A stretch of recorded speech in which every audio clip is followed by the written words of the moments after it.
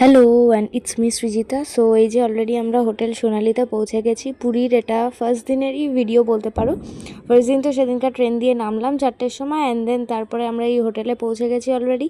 জানি না এখনও চেক ইন করতে পারবো কি না, যদি রুমগুলো ফাঁকা থাকে তো তাহলে চেক ইন করতে পারবো। আমাদের অলরেডি প্রি বুক ছিল, শুধু একটা রুমই আমাদের ইচ্ছা ছিল যে কি সি সাইডে যদি পেতে পারি, তো ওটা ওনারা বলেছিল যে অন স্পট গিয়ে বুকিংয়ের টাইমে যদি রুম ফাঁকা থাকে তাহলে দিয়ে দেবে, বাট আনফর্চুনেটলি রুম ফাঁকা ছিল না, তো সেই জন্য আর পাইনি। আমরা পেয়েছিলাম একটু মানে সাইডের দিকে রুমগুলো, ওগুলোই আর কি বুক ছিল। তো যাই হোক, ওখান দিয়েও ব্যালকানি দিয়ে সমুদ্র দেখা যাচ্ছিলো, তো চাপ নেই।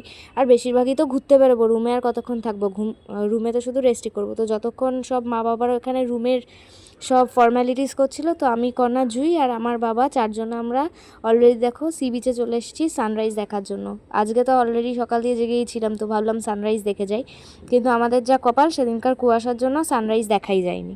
তো যাই হোক, তারপর আমরা হোটেলে চেক ইন করে এই যে আবার রেডি হয়ে একটু ড্রেস চেঞ্জ করে একটু ফ্রেশ হয়ে তো সবাই সমুদ্রে এসে গেছি। এখানে এসে সবাই একটু সমুদ্রে নামলাম, একটু নাচ ফাচ করলো, মজা করলাম। আমার এটা সেকেন্ড টাইম সমুদ্রে, তো খুব ভালো লাগছিল। খুব একটা বেশি গভীর জলে যাইনি, অত চান করিনি। আমার আর কোনো অলরেডি ঠান্ডা লেগেছিলো বলে বেশি জলে নাচানাচি করছিলাম না, একটু কমই ছিলাম জলে, অল্প ওই হাঁটু অবধি ভিজিয়েছিলাম। এবার ওকে টেনে নিয়ে নাম। তারপর ওখানে গিয়ে কয়েকটা রিলও ইনকমপ্লিট ছিল, মানে ট্রেনে যেগুলো বানাচ্ছিলাম ওগুলো ওখানে গিয়ে কমপ্লিট করলাম। আর এই যে জল আস্তে আস্তে দূরে ছিল, কিন্তু আস্তে আস্তে সব কাছে চলে আসছে, আর আমাদের জুতোগুলোকে ভাসি নিয়ে চলে যাচ্ছিলো, তো ওগুলোকেই বড় পিছন এখানে বাঁচাচ্ছিল। সকালবেলা বড় পিছন ছোট পিছন অতটা নামেনি, তো এমনি এখানে ফটো তুলছিল, ওরা পরে নামবে। তো সকালবেলা এমনিই সেজে গুজে ওই সমুদ্রে গেলাম, ব্যাস ওইটুকুই।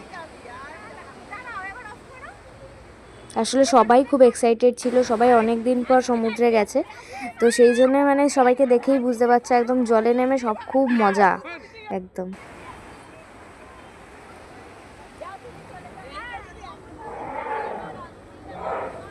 দীঘার সমুদ্র আমি লাস্ট টাইম গেছিলাম, বাট এবার এসে পুরীটা মানে খুব বেশি ভালো লাগলো, কারণ দীঘার থেকে পুরীর মানে জায়গাটাও অনেক বড়, খুব সুন্দর আর কি। ওখানে তো সেই বোল্ডার দেওয়া থাকতো, আমরা তো দীঘাতে একদিন নামতেও পারিনি জলে। তো যাই হোক, এখানটা খুব ওপেন এরিয়া, তো জলেও নামা যায় যখন ইচ্ছা।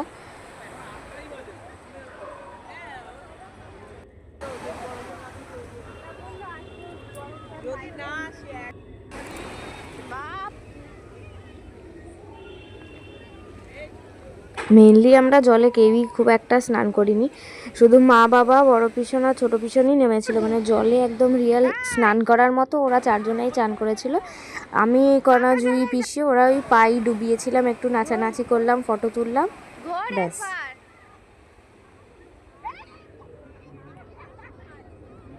আমাদের এখানে এত বড় একটা ঢেউ এসেছিল, আমি পড়েই যাচ্ছিলাম, বড় পিছনে পিছনে দাঁড়িয়েছিল যে ডুবে গেলে ধরে নেবে।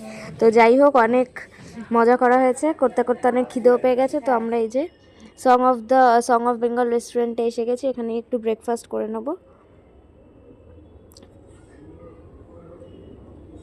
তো আমরা ব্রেকফাস্টে অন্য কিছুই খাওয়ার ইচ্ছা ছিল, লাইট কিছু, বাট এখানে অত সব কিছু অ্যাভেলেবেল ছিল না, অত সকাল সকাল। তো আলুর পরোটা বানাচ্ছিল তখন, তো সেই জন্য সবাই আলুর পরোটাই নিয়ে নিয়েছিলাম, বাট খুব টেস্টি ছিল আলুর পরোটাটা, ভালো ছিল।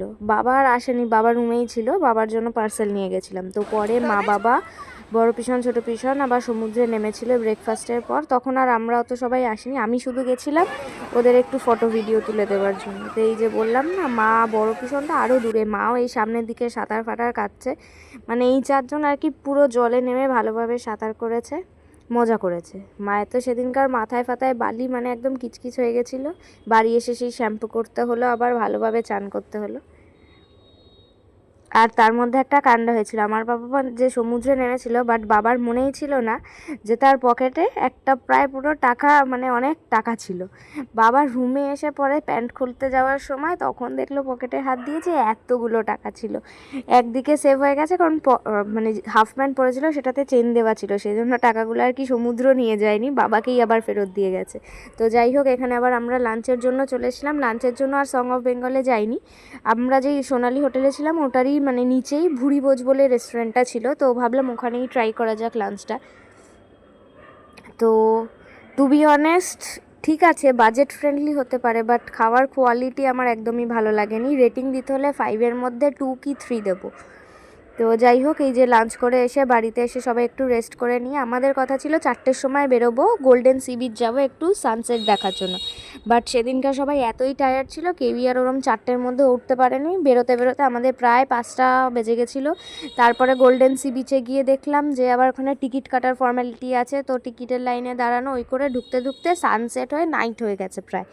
তো তার মধ্যে আমাদেরকে ড্রপ করেছিল গোল্ডেন সি বিচে, বাট আমাদের অ্যাকচুয়াল প্ল্যান ছিল নীলাদ্রি সি বিচে যাওয়া। নীলাদ্রি সি বিচটা ফ্রি, তো ওখানে টিকিট লাগতো না, বাট আমাদের টোটোওয়ালাটা হয়তো বোঝেনি, তো আমাদেরকে গোল্ডেন সি বিচে নামিয়ে দিয়েছিলো। একটা টোটোয় সবাই আসতে পারতাম না, তো সেই জন্য আবার ওখানে গিয়ে আলাদাও হয়ে গেছি। আমি, জুই, কণা, বাবা একটা টোটোয় ছিলাম বলে আমরা গোল্ডেন সি বিচে নেমে গেছিলাম, আর বাকি ওরা সব নীলাদ্রি বিচে নেমে ওয়েট করছিল। তার মধ্যে ওই খোঁজাখুঁজিতে আরও রাত হয়ে গেছে, তো কিছুই সেরকম সানসেটের ফটোশ্যুট আর হয়নি। যাই হোক, ভেবেছিলাম আরেকদিন যাব, বাট লাস্টে সেটা আর যাওয়াও পসিবল হয়নি, কারণ খুব একটা বেশি দিনের জন্য আমরা যাইনি। তো যাই হোক, ওখানে দেখতে পাইনি বলে বড় পিসি ফোন করে বললো ওইখানে যেহেতু ঠিকভাবে মজা করতে পারিনি, তাহলে একটু পুরীর মন্দিরটা ঘুরে আসি বিকেলবেলা। সবাই তো মোটামুটি ভালো, মানে কাঁচা জামা কাপড় পরেই বেরিয়েছিলাম, তো অসুবিধা নেই মন্দির ঘুরতে। তো সেই জন্য আমরা ওখান দিয়ে আবার চলে গেলাম একটু মন্দির ঘুরতে। তো মন্দির ঘোরা হয়ে গেছে, তো এবার বাড়ি যাচ্ছি। সবাই আজকের জন্য অ্যাটলিস্ট অনেক টায়ার্ড। তো এই যে রাত্রিবেলার ডিনারটার জন্য সং অফ বেঙ্গলেই করবো, কারণ দুপুরবেলার খাবারটা কারুরই খুব একটা ভালো লাগেনি। তো রাত্রিবেলা আমি আর মা এগ হাক্কা নুডলস নিয়েছিলাম, আমি আর মাই ওটা শেয়ার করে নেবো, আর বাকিরা যে যার মতো অর্ডার দিয়েছিল, সবাই রুটি, কেউ কেউ ভাত। তো I hope you all like it. Thanks for watching.